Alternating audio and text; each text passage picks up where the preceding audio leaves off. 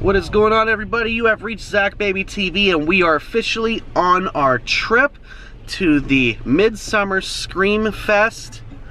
And we're stopping here at Starbucks, so give me a second. Guys, check out those huge Hooters! Look at the size of those jugs! Oh, yeah! Well, we have arrived at the Long Beach Convention Center for the Midsummer Scream Fest. And as you can see behind me, we're in line, and it's gonna take a while. It's gonna take a while, guys, but we're here.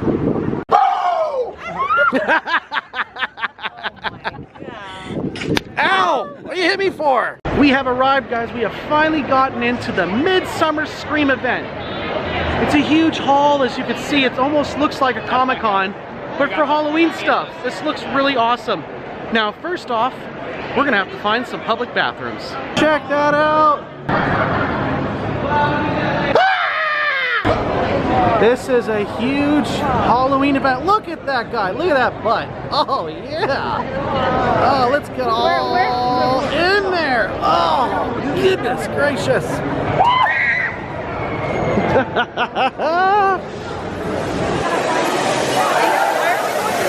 Oh, yeah. It is on, guys. Got masks. They do face paintings and stuff over here. We got awesome masks.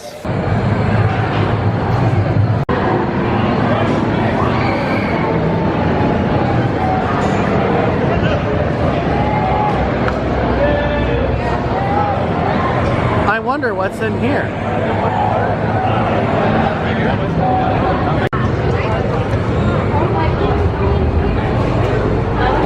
Okay, we're officially here, guys.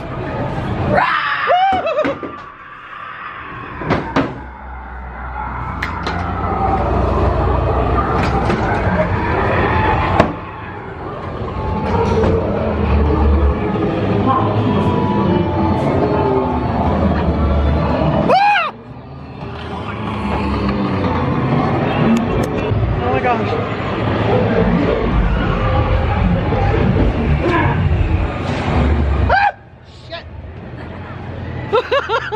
Woohoo! That was crazy! Who is that? Sexy! Whoa!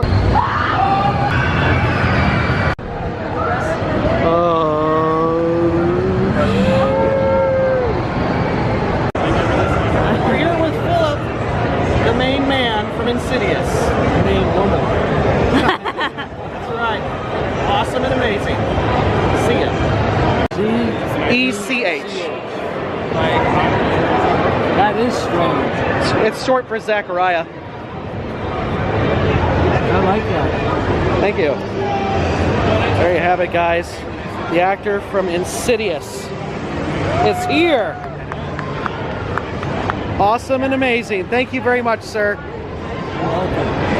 Check this out, guys. I'm walking around here at the Midsummer Scream Fest, and look who I run into. Trick or Treat Studios. You recognize anybody behind me? Yeah! Check this out, guys. They're bringing it back. That is amazing. Creepsville666.com. What is going on, guys? You have reached Zach Baby TV, and as you can see here, if you look at the banner above you, we are here at the show at Creepsville 666, where they are bringing back awesome nostalgic stuff such as Goosebumps, as she gave me this awesome shirt, which is this one up here with Curly, which is awesome, and then the two below it glow in the dark, guys. Isn't that amazing? This is so cool. Look, and on the that's the back of the shirt, and the front of it's got the Goosebumps logo. This is so awesome. You want to tell the world about what's going on? Check out all our new Goosebumps stuff at Creepsville666.com, and that's Creepsville with a K. Loads of new stuff coming Thank you. Zach Baby TV has got a whopping hunger. Garlic fries and an ABC bacon cheeseburger awesomeness. And an ice cold Pepsi for a whopping thirst. All right, here we go, guys. Check it out. Submitted for the approval, the Are You Afraid of the Dark? Heck yeah. Here we go, guys.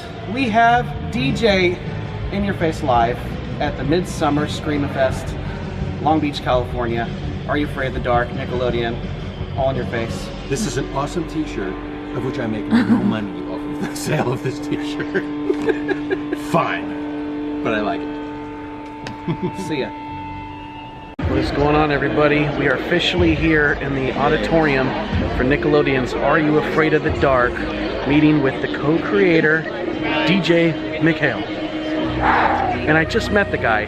Excellent individual, very nice guy. And gave me his email. He told me to email him and he might have some stuff from the 90s that he might give to me. So we'll see if he writes back. So get ready, because the next scene you're about to see is going to be him live. I'm in the front row. Check this out. Front row, guys. Front row. Yeah.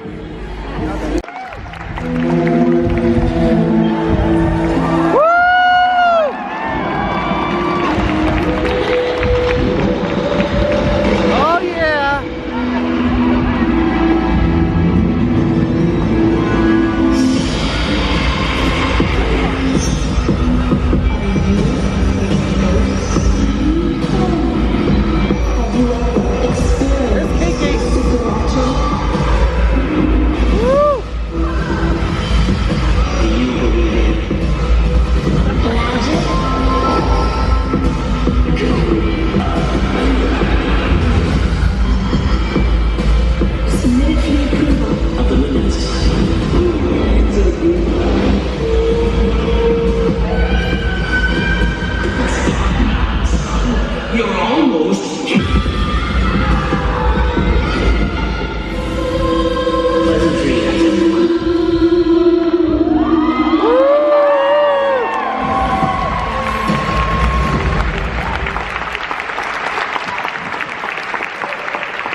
Ladies and gentlemen, Midsummer Scream submits for your approval. Are You Afraid of the Dark? Writer and director, Ron Oliver.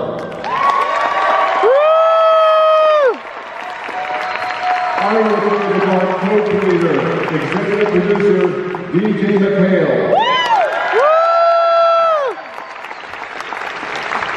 And your host, author and filmmaker for What's Your Ghost Story, Scott Marcus.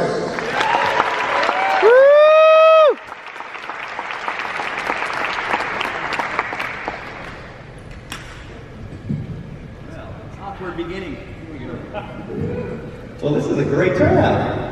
And I'm sure every seat in the balconies are all full as well.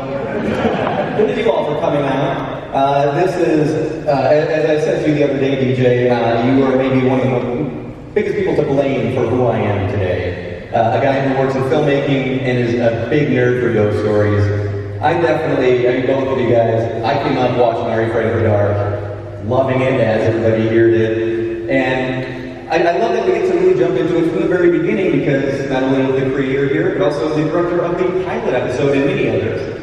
You guys go back to the very beginning. So let's talk about how did, Are You Afraid of the Dark, how did it get started? What was the concept behind it? The original idea for Are You Afraid of the Dark actually started out as my partner Ned Campbell and I, we created the show. And the original concept was, let's create a direct-to-video. This is back in the olden days, this was more digital DVD, this is VHS. Direct-to-video show that was bedtime stories for lazy parents. So the idea was we'd find some old-time actor who was out of work. We'd stick him in a big overstuffed chair next to a roaring fire, and he'd have a big book that said fairy tales on it. And he'd read fairy tales, and we'd record this, we'd sell them, make millions of dollars. Where it fell apart was when we decided, wasn't it? Where it fell apart was, well, what kind of stories are we going to have him tell? It's not just going to be like Little Red Riding Hood, Three Little Pigs and whatnot. And Ned asked me the question that changed it all. He said, well, what kind of stories did you like when you were a kid? And I said, I like scary stories. So fairy tales became scary tales. The book became scary tales, but suddenly having it being read by an old-time actor, you're a kid, let me tell you a story. It just didn't, it wasn't good flying. So we didn't want the storyteller to be scary, so we thought, who tells stories with the storyteller themselves? But they're not scary. It's like, oh, kids sitting around a campfire. Oh, old-time guy goes away, let's have kids sitting around a campfire.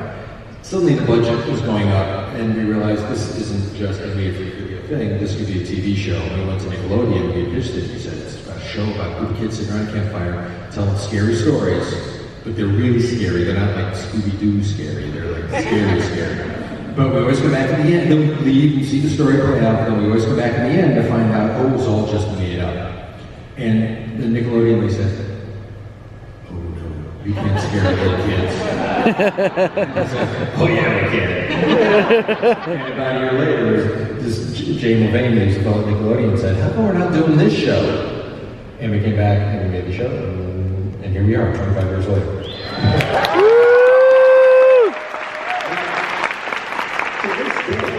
It's still a scary show. There are some that are scary. Yeah. Well, let's talk about what was your involvement? How did you get involved in the first place, Ron?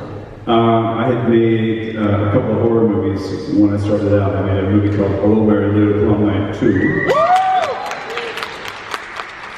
Bless your hearts.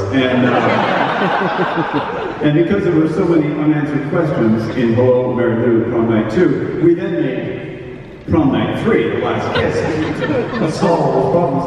And you guys had seen that movie, and I get a phone call. The DJ said, come over to the house, back in Eastwood in the treehouse, right? Okay, Marina Del Rey. Yeah, so I go over to the treehouse and meet DJ, and we talk a little bit, and he showed me the actual pilot was Tale of the Twisted Claw. Yeah, that one. And he showed me that and said, now we're going to make a series of these. How are we going to come up and do this? And I remember this. He gave me a copy of the first script. And I went back to the Abbey and sat there. Back in the Abbey was a coffee shop, and I sat there and I read the script. And I thought, yeah, I could do this. And we went to Montreal, where we spent many summers, and made that first one, and then that begot the next. Can I tell a funny story about Ron? Oh, please. I've never told the story because we've never been in this. I haven't seen Ron in years. We haven't seen each other in 20 years. It's been 20 years. So what went wrong? So we found Ron, and Ron is just perfect for the show. And in that first season of the show, Ron directed 5 or 6 episodes, I think. So now, I was the showrunner for the show, and as the showrunner, your main job is to write scripts. So I wrote many of the scripts in the first season, and then rewrote all the rest of the 91 episodes. But you have to write what you know. And if you know me, if you know any of the books that I've written, I write boy stories. I write adventurous boy action adventure stories. So I wrote a number of scripts in the first season. But then I had this law that I made up, which was ridiculous, and I threw it out in the second season, that I would never direct anything that I wrote, because I wanted someone else's input on what I wrote. So essentially, Ron directed all the episodes that I wrote in that very first season. That were all kind of adventurous boy stories. But I wanted to balance that out with the kind of other stories, because this isn't, are you boys afraid of the dark? Is everyone afraid of the dark? So I would get writers to write other stories that were more girl-centric and girls. So Ron directed all of my boy scripts. And so what happened, it didn't dawn on me until I halfway through the first season that, hopefully you know some of the episodes. If you're here, you might know some of the episodes. But Ron got to direct Phantom Cab, where there's 2 boys lost in the woods, and they meet Dr. Vink in the forest, and asking you to tell riddles, and he steals your body parts if you don't. He directs. How the hell did we get away with that? You could not do this anymore. He directs The Dark Music, which is about this boy who has this monster in the basement that he feeds the bully to. He directs Zebo the Clown. This guy who steals a nose off the clown. I get to direct The Lonely Ghost, about a couple of bully girls who would make a girl spend the night in a haunted house where there's another girl ghost who comes out. I drank the Hungry Hounds, where this girl is possessed by the spirit of her aunt because she didn't feed the dogs. I've read about halfway through the season, I'm like, what the hell is going on here? Cut to the end of the season. Ron, nice guy that he is, he gives crew gifts to everyone on the crew. And what he did, I've never seen this before or since, he made individualized dog tags for everyone on the crew. And on each dog tag said the name of the show, the date, their name. Do you remember this? And what the most important thing is they did on the show. So it would be Ron Oliver, director. It would be so-and-so, lighting, so-and-so, sound. He made dog tags for me. Oh my God. It wasn't that hard to find. I put them it's in the same drawer. So it wasn't like I had to search for them. My dog tag says, if I can read it, Dark Crew 92, DJ, Girl Director.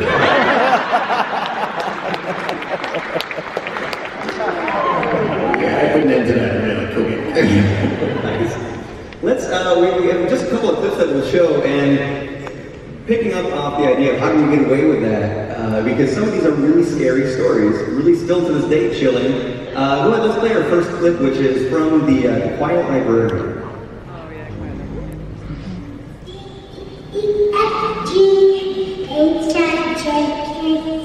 Don't go too far.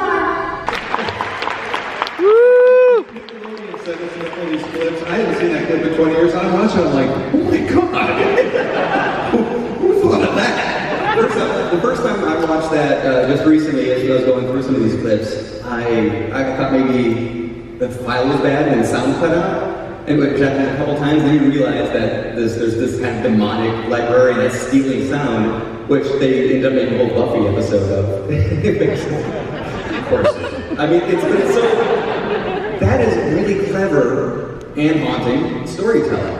It's, I don't know, it feels very cutting edge, especially for the time. We couldn't do that show today. I don't mean that episode, I mean the show. It just, everything has gotten so conservative, there's no way we can do it. I want to say something else about Ron too, and hopefully if you're Afraid of the Dark fans, you can appreciate it about doing cutting edge stuff. Ron was so instrumental in the creation of the show, the beginning of the show in that first season. He was instrumental in creating more than two, but two in particular, iconic characters of the show. I mean, I wrote two characters. I wrote this one about this odd doctor who lived in the woods and he told riddles and collected body parts, which is really strange. And I also wrote a character who had this curio shop where he sold things that he was just trying to rip off the kids and thinking none of this stuff works, but it all works and it's all scary. And so that was on my page, and then we cast these amazing actors. But it was Ron who created Dr. Vink and Sardo, who under his guidance, those characters became who they were and became iconic characters for the show. So, and the whole show was like that because everyone had such huge impact on the show, and it was a wonderful experience. Well, we would throw in the occasional little bit of business for Sardo because, for example, have you tried our vomit? That's the kind of thing you make up on the fly. I'm still in touch with Richard Dumont. Oh yeah, we still talk. The guy who played Sardo, I was talking to him a couple weeks ago. The Sardo. No, accent on the dough. Mr. Accent on the dough. All those guys. We were lucky because we got these amazing adult actors. Because we would have the kid actors, and some of them were from television shows, and they were fine. But then occasionally the kid actor maybe was relatively new to the business. There was whatever happened to that Gosling kid. That doesn't call me either. No. It's not going to go anywhere. Anyway, but we had these adult actors would come in, and you get people like Frank Gorshin, the Riddler. Hello. And he comes to set, I'm like, oh my God, I'm working with the Riddler. Like, you get these amazing actors that come in, and it would just change the whole feeling of the show. And suddenly you were doing this thing that was just bigger than all of us together. It was really, really great stuff. Was there ever, going back to the clip we just saw with the kids covered in cobwebs that obviously vanished from the face of the earth, that their parents are all dead? Let's not think about it too long. But did you ever know that maybe we're going to the edge of getting yelled at, so let's put something more extreme in, so that they'll cut back? but we'll be able to get the thing we really wanted. Did you play any games like that? No, I'm telling you, it didn't. I think we were too responsible, believe it or not. Nickelodeon was back in the 90s, the late 80s, it's in the mid 90s. Nickelodeon was this amazing place where they found creators and said, go, do what you want to do. And we rarely, if ever, got a creative note on that show. I don't mean they give us bad notes. They give us no notes. Sometimes there were standards and practice things about we can't show that on television, but that's the same with all shows. Sure. But other than that, we were on our own. It was amazing. So I don't think. I mean, I look back at those things today, and I think, could we get away with it today? I just don't know. I've missed a lot of scary shows today, and I get it saying back, you can't do that for kids. Like, we did. What are you nuts? Well, then they blame us and say, yeah, but look what happened. I mean, an entire generation of people like this.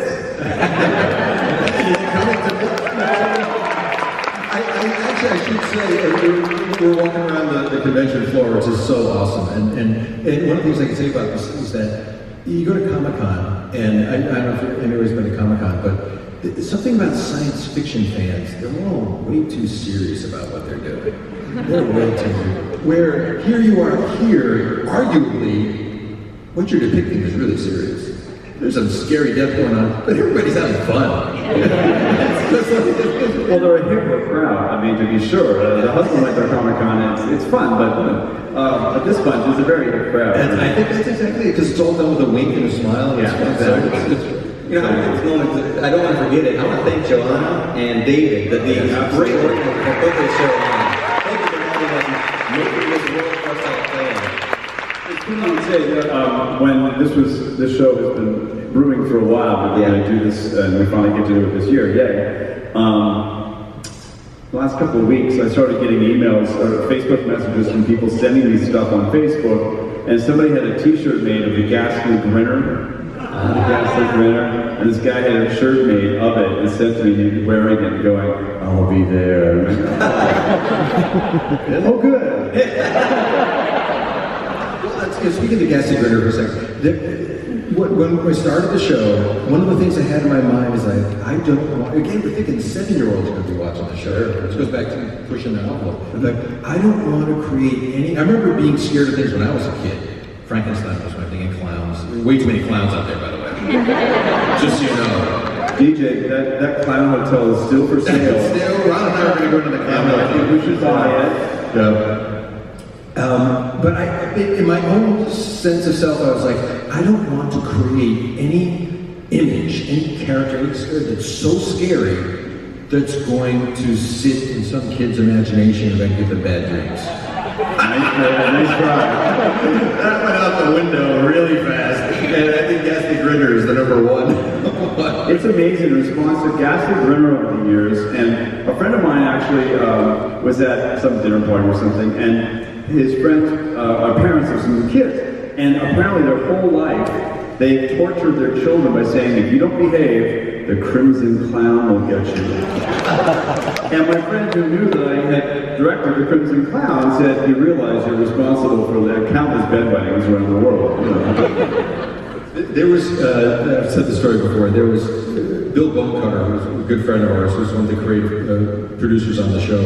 Back when we were beginning the very first season, he and I are sitting in this wardrobe room, looking at this 7-foot-tall clown mannequin, hideous clown mannequin, Zebo. And we're just kind of looking at this thing. We shot the pilot, we hadn't shot the series yet. We're looking at this thing. And he said to me, you're afraid that 20 years from now, somebody's going to walk up to you and say, excuse me, you're DJ McHale? And you'll say, yeah. He'll say, well, I'm Zebo McClown. It happened. I was in Indianapolis at a Bennigan's, and this guy came up, Jim, I'll be your waiter. I'm like, hi, Jim. He said, where are you from? I'm from Los Angeles. He goes, why are you here? I'm here for a book thing. He says, what have I read that you know, that I might know? And he probably didn't know Are You Afraid of the Dark. He's quite too old. So I said, well, or he's too young. And I said, well, I made a TV show called Are You Afraid of the Dark? And he goes, Zebo the Clown. start reaching for the knife on the table, like, oh my God, Bill, it's happening. I was telling DJ before that on the Ghastly Grinner, there was the young lady, the girl in the show, her character name was Hooper Piccolero, which was a name that I'd had in my head since I was like 9, and I could never get it. I didn't know anybody named Hooper Piccolero, but it seemed to make sense. So she plays her role in the thing. Cut to maybe 5 years ago, somebody sent me a post saying, you know, there's a band in Portland called Hooper Piccolero. And I was like, what? So I found them, and they're actually a band. I sent a note saying, I'm really honored, and they thought I was going to sue them. And I was like, no, it's just cool. You guys Make your blow up first. And then... yeah, when they're famous, then I'll go for it. Yeah. And my other character, Nirvana. Anyway. So Ron, you, in addition to 16 or 17 Are You Afraid of the Dark episodes, you did about that many episodes of Goosebumps. I did. And not to make this better than this or anything like that, but what was the differences in approaching and executing these different It shows? is funny you would ask that. There was a very specific difference. There are two different cultures, Nickelodeon and Fox Kids at the time, very different cultures. The Goosebumps stuff obviously was from the mind of Bob Stein. He was a terrific guy, very funny, very great. But there was and I always refer to this, there was a flinty edge to Are You Afraid of the Dark? That there was a round, soft edge to Goosebumps. And all the stuff about Goosebumps, about Are You Afraid of the Dark, that we couldn't do, where you go, nah, is this too, we would push that boundary and then do it anyway, and then worry about the fallout later. Whereas Goosebumps, they right away said, no, you can't do this, you can't go all this way, you can't do that. So they were a little more hands-on pulling us back on Goosebumps. Sure. There were some very fun shows. Goosebumps was a lot of fun, but it's a different tone. It felt much more tongue-in-cheek than Are You Afraid of the Dark ever did. Are You Afraid of the Dark, you felt like you were in a nightmare. Goosebumps, you felt like you were being told a story. Sure, you know, just sort of that. It's a subtle difference, but it was a very specific difference. No, it is a very, I mean, even just in the clip we saw, it is serious. It is not, there's no waka waka at the end of that. Well, exactly. It's the waka waka effect. I think you've nailed it. There we go. Let's go ahead and check in on Goose. And we'll play our next clip, which is from the great Ron-directed Station 109.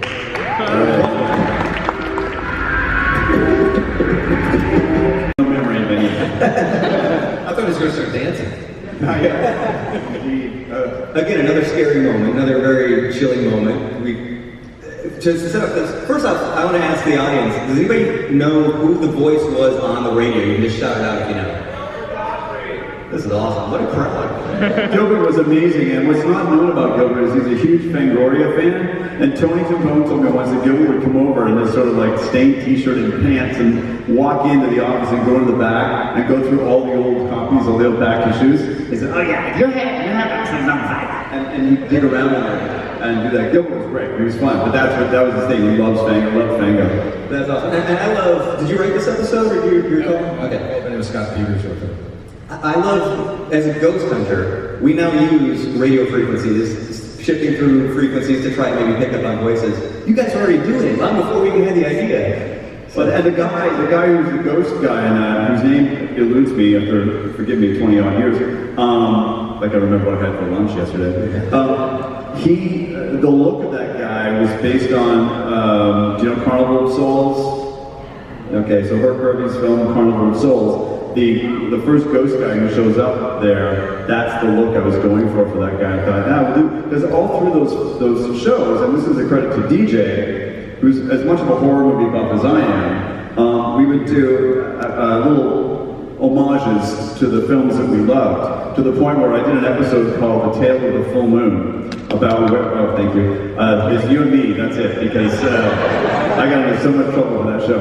But there's Evelyn Ankers from Wolfman. We call them the brothers, the Ankers brothers. So, but little references that we put throughout the thing, and if you watch it very closely, you'll find them. Speaking about references in the show, the show owes a lot to the Twilight Zone, the greatest show of all time. And I'm surprised that most people are surprised to hear what I'm about to say, because I thought it was obvious, but maybe not. Every episode of Are You Afraid of the Dark pays homage to the Twilight Zone in the exact same way. if you can think of the Twilight Zone, think of the Twilight Zone episode, usually it starts with an odd scene, and then whip hands to Rod Serling, and he stands there and he tells you what's going to happen in the episode. 9 times out of 10, not in every episode, but in most episodes of the Twilight Zone, the first thing that Rod Serling says in that little speech is, submit it for your approval.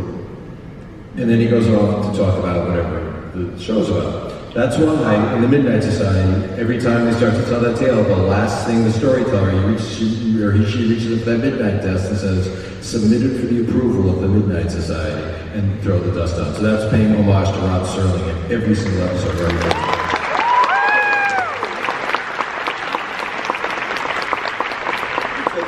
The creativity, people say that cinema, film is a director's medium, whereas television is a writer's medium. And backstage, Ron, we were talking about the unusual amount of creative freedom that this show allowed. And you as a director as well, DJ, if you want to talk about the fact that you did have more creative freedom on this show. Yeah, let me speak to that because it's a tribute to DJ because as a director, I write as well, obviously, but as a director, you're occasionally given a script to see through to the end. And in episodic television, there's usually an overriding view of the show. And as an episodic director, you go in, you don't have a lot of freedom. You're going to do walk and talk, blah, blah, blah, you're doing West Wing or whatever you're doing. And those are the shows, and that's the role of it. On Are You Afraid of the Dark, because it was an anthology show, every week was your own universe. You created a new look, new cast, new costume, everything. So you had this immense freedom to create your own world in each episode. Like we're talking about Tale of the Full Moon, like that was an entire visualization of here's how I want this world to look. But everyone, and to have that freedom was amazing. So the first time I had ever done episodic television was when I directed Are You Afraid of the Dark? And then, when that was done, and I did a couple other things for these guys, and I did Goosebumps, but then when that stuff was over, I went off, I thought, well, how hard can this be? I'll go to episodic. And I go do some show, I'm like, you're gonna sit there and tell me what to do in every shot? Are you out of your mind?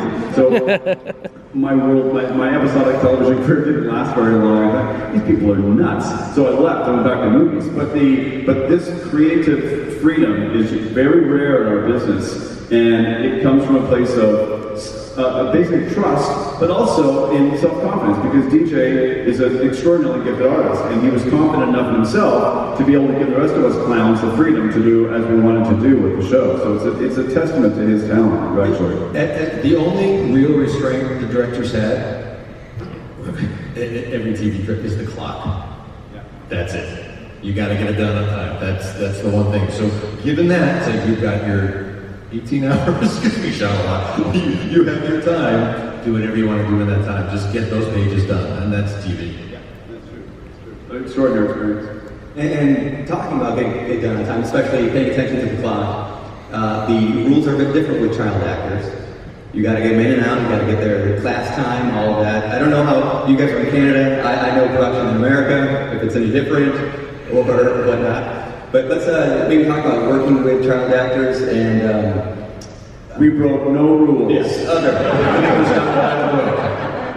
all I will say, according to that, is that, yes, it's very important to... Scott and I worked on a TV show called Flight 29 Down, where we had one 9-year-old, and oh boy, he was in school more than he was on the set.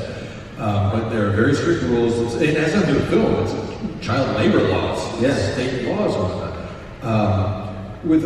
And if you're doing a series and you have a bunch of kids in the series, week after week after week after week, you get really draining. I mean, that's hard. I mean, it's abusive to these kids to work so.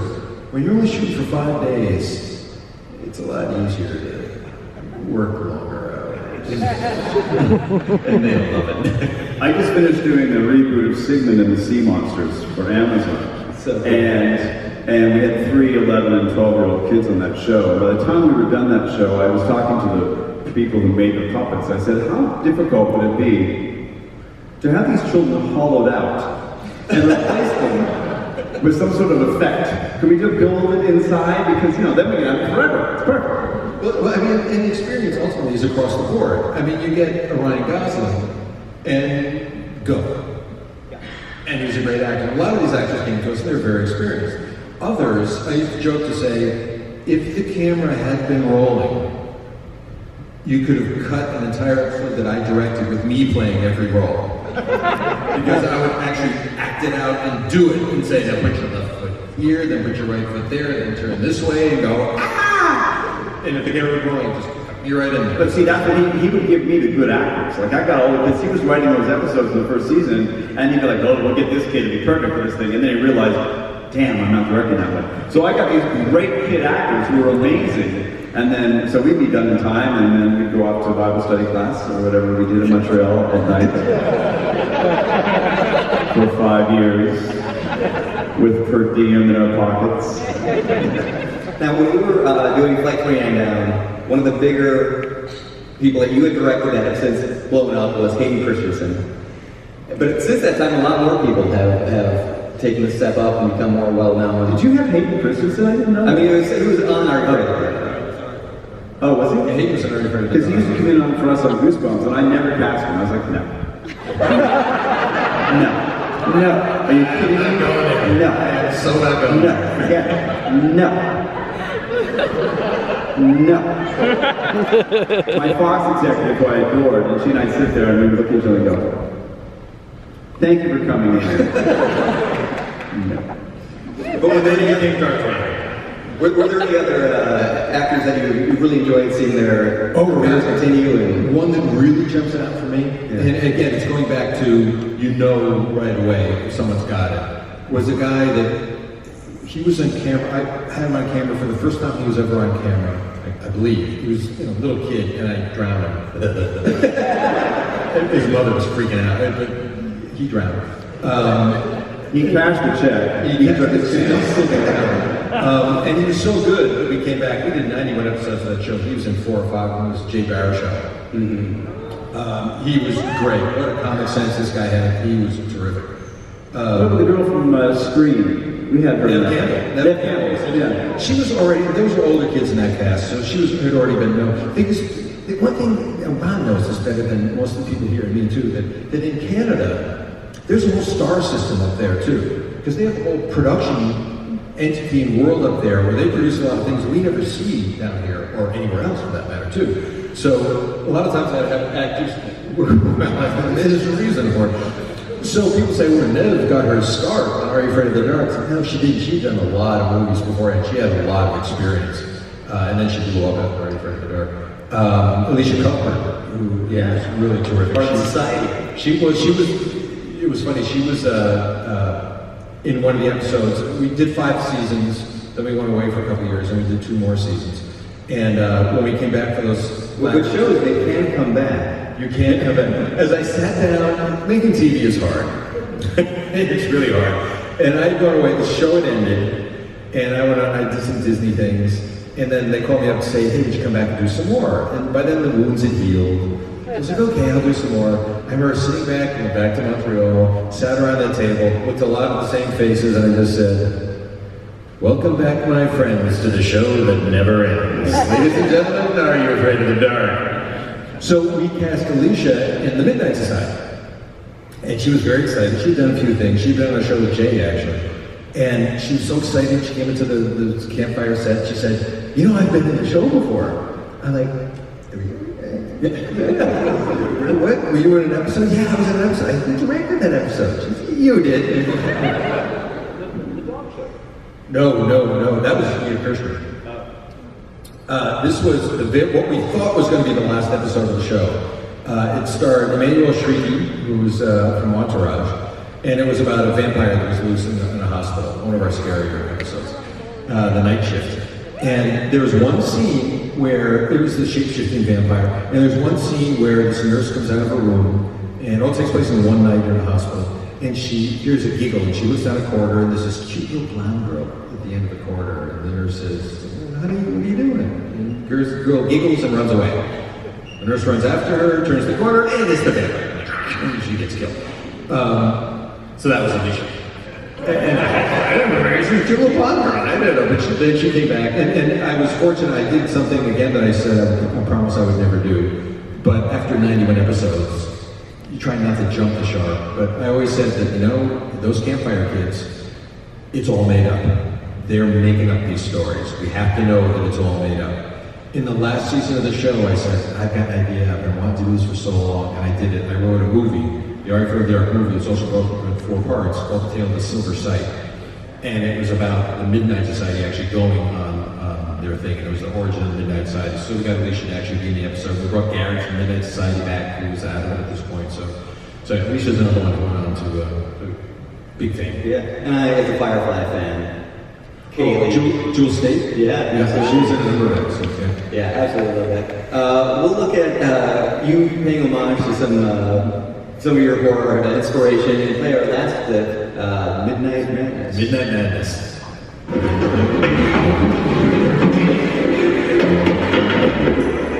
If anybody has any questions, there are microphones on either side. We can start loading up, and pretty soon we'll call any. We should probably make a note about Steve Kolbach. That's exactly what I was going to say. We should talk effects here. For all sorts of reasons, that is my favorite episode of the show, What's Going On, and you just hope it works, and it did. And the second season is the most fun season because everyone knows what's going on now. And it was with that episode that I thought we were really hitting our stride. And I had hired a guy, a good buddy of mine, to be the post-production supervisor. He was going to be here today, actually, but he got called away. And so he was responsible for that effect of going into the screen. And earlier in the show, the vampire comes out of the screen. And I'm really proud of this guy. He's been my buddy forever. And the reason why he's not here today, he's up in Montreal, ironically, is that he is the producer. He's got a shuffle. Please, on this side. I just had a quick question. Back in the 90s, like you were saying, it was Are You Afraid of the Dark and Goosebumps. Do you know who was in charge and why Are You Afraid of the Dark never promoted and marketed and made a lot of merchandise? And why, like, Are You Afraid of the Dark never got to the level Goosebumps did, even though it was a lot more dark and scarier, because Goosebumps did backpacks and lunchboxes and just so much. But I think Are You Afraid of the Dark could have took over the 90s above them if they would have marketed better. So I just wanted to know if you knew anything about why it never reached the level and the potential that it should have. Yeah, that's an easy one to answer. You have to set the Wayback Machine to back then. And remember, back then, cable wasn't as big as it became. So, first of all, Goosebumps started, they had the books already. The books were a publishing phenomenon, so everyone knew Goosebumps, even though before the show was ever made. Our show started before the Goosebumps show started. Goosebumps was also on Fox Kids, where back then networks were still making kid shows. They don't make kid shows anymore. But back then, the universe that saw Goosebumps had an opportunity to show Goosebumps was 10 times the size they could see Are You Afraid of the Dark. So they had a much bigger audience based on the fact that there weren't people. So you have to say, I'd still say to people today, it's like, do you ever see Are You Afraid of the Dark? They're like, we didn't have cable. So back then, cable was still kind of in its infancy. So it didn't, I mean, it wasn't until years later that Nickelodeon started taking advantage of all the merchandising and whatnot. And mostly what they merchandised also was their animated stuff too. So, Ren and Stimpy. So, all the money went to Stimpy. I found out about Ren and Stimpy because of this guy. It was your favorite show. So there was already a built-in huge audience for Goosebumps before that show ever even happened. And it was Fox that did it, where Viacom didn't have that kind of heat back then. So that's why. Nostalgia, I don't think it's far-fetched to think there might be some sort of Are You Afraid of the Dark reboot. And if there were, what would you like it to be, like a Netflix series or a movie, or like what direction would you go with? I think you're so close to 100 episodes. Just 9 more. I never say never to anything, but there are 2 reasons that I think it might not happen. Probably won't happen. One is what I said before, is that the thing that Are You Afraid of the Dark, I believe, did so well is that it tread the line between kid show and older kid show. It was a tween show. So it wasn't silly like Scooby-Doo or even Goosebumps, yet it wasn't hardcore like an adult show. So if Are You Afraid of the Dark ever had to be done again, and I know it because I pitched shows like Are You Afraid of the Dark, and networks say you can't do it. You can't tread that line between scary and not scary and whatnot. It's just the tenor has changed in our society. The other reason why I don't think it would happen, which is frankly more practical, is that it is co-owned by Viacom, and the Canadian company that produced it, which has gone out of business and sold the rights to another company, that sold the rights to another company. So getting those two together to do the show. Believe me, I wrote Are You Afraid of the Dark feature for Paramount, which could be shot today. But they don't, the day I wrote this, going back ways, I wrote this, it was a Sardou movie actually. The Tale of the Wicked Gift. It was the Are You Afraid of the Dark movie, and I did it for Paramount. And the day I went into whoever was the head of Paramount at that time, this is going back, with the person from Nickelodeon. And the first thing this woman said after reading the script, she said, "Wow, this is really cool. Can we do this?" And there was 10 seconds where I was like, we're in, this is it. I handed it over to the person from Nickelodeon, and she said, "Yeah, you're right, it's probably too scary." The sound you heard was my jaw hitting the table as she killed the movie right there. Why don't you bring it over to my studio, Universal Pictures? I would if I owned it. We could call it something else. What if you had a dog in it? Or maybe you could set it in a large, like a grassy area in the middle of the city. You call it, Are You Afraid of the Park?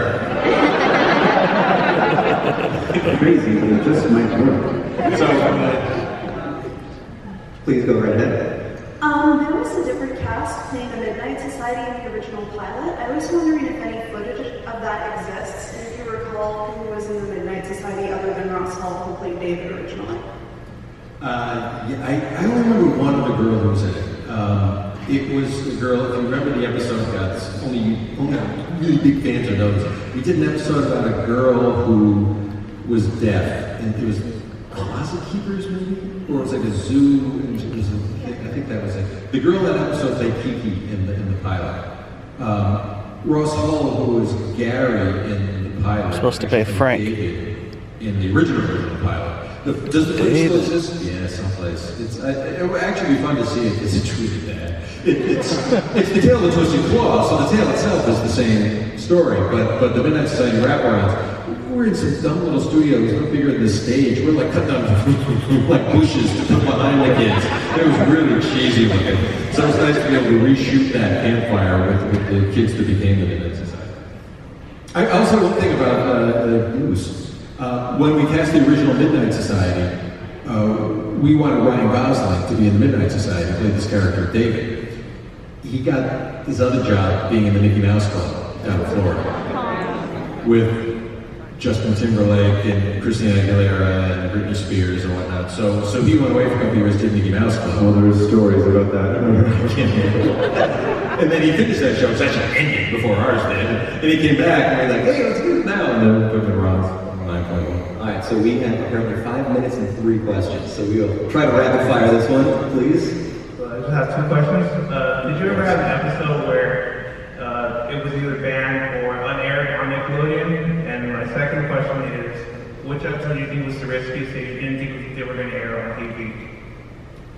No, never had one that we didn't air. There was one episode that was almost unwatchable in its rough cut form because it was so bad, because the lead actor was so bad. I won't say who it was, but Ron never hired him.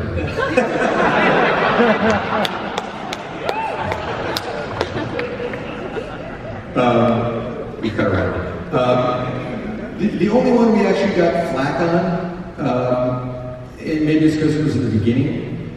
And I've seen cuts of it around the world where they cut this moment out, or they blur it out. It's in the very first episode of Ron Stanton Cab show, where Dr. Vink says he holds up this hand, a jar with a hand in it, implying that if you don't answer the riddle, we're going to take a body part. That was very first episode of the series. That was pushing it kind of far, and so some broadcasters kind of cut that out. Other than that. And David has come forward. We haven't record that. There's one other one. The one episode that was banned in England. Full Moon. Really? I don't know why. The Tale of the Full Moon was this thing I wrote, and I remember driving home. I wrote it and directed it, driving home at the end of the thing, for the last night of shooting, going back to the hotel, and literally bursting into tears because for the first time, I nailed it. I knew I had the tone, I had the character, the story was just right, and I was like, oh my God, I got it, because it was a little bit ahead of its time perhaps, but it was about a family. This is just another family like any family. And you have to, it's about tolerance and acceptance and about having a relative who maybe is a little bit out there, but you can accept that relative anyway, and sure, he's a werewolf, but this is, you know, it's a thing. Lycanthropy is a terrible disease, but he's part of the family, so, you know, we keep him. So that was the thing, but I can't believe they banned it. I feel fabulous. You were too. I feel fantastic. And a place with werewolves of London, and yeah, American Werewolf and Young man, how you guys doing? I was wondering if you guys have any involvement or like was reached out by people that are making the Are You Afraid of the Dark fan film that's coming out in October. It was going to air on YouTube or something like that. It's like its own original independent film or something. I don't know if you guys know anything about it. Yeah, I did. They contacted me just to kind of get my blessing. Sure. And as I always say, because a lot of people have done a lot of fan fiction, things like that, and like, if it's up to me, you knock yourself out. But I can't give you the rights to. I love it. My favorite one was when somebody, I think it was on Funny or Die, did a Midnight Society spoof, and they were inducting Marilyn Manson into the Midnight Society. That was awesome. So yeah, I think he's shooting it now. There are a couple guys that are shooting it now. I read the script. It's an homage. It's not about Are You Afraid of the Dark. They're trying to do another Are You Afraid of the Dark. But they contacted me to get my blessing, and fine by me. But I just said, I can't give you official okay to do it. You got to contact Viacom and all those people, and I don't know if they did or not. But so yeah. So thank you. Maybe they can get the rights to the Are You Afraid of the Park just to make it just different. Are You Afraid of the Dark, aren't you? Well, I think that's all the time we have. We don't have any other questions, right? Okay. So let's give it up one more time again. Thank you, Nick.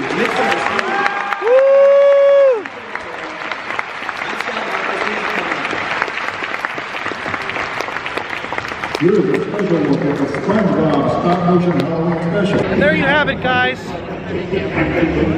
Live in Long Beach, California. The co-creator and writers, directors of Are You Afraid of the Dark, Nickelodeon, Nostalgic 90s. I hope you enjoyed this video. Make sure you comment, subscribe, and we will see you next time.